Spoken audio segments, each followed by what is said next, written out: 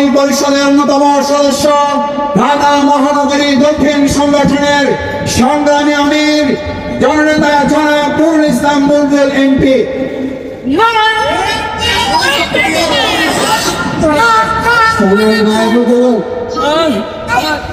আমাদের আজকের এই গণমিছিল কর্মী সমাবেশে সভাপতির বক্তব্য রাখবেন মজলুম জননেতা, ফাঁসির মঞ্চ থেকে জনগণের প্রতিনিধি হয়ে যিনি জাতীয় সংসদে নিজের জায়গা করে নিয়েছেন।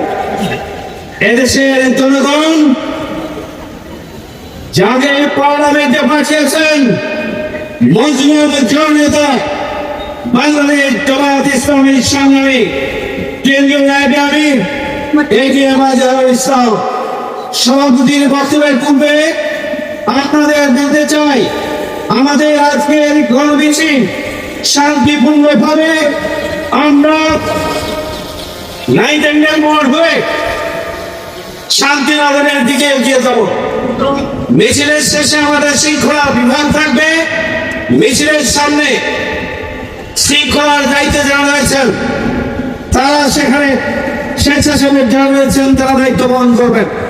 আমাদের সিনিয়র নেতৃবৃন্দকে মিছিলের সামনে যাওয়ার জন্য, গণমিছিলের সামনে যাওয়ার জন্য আপনারা সুযোগ করে দেবেন।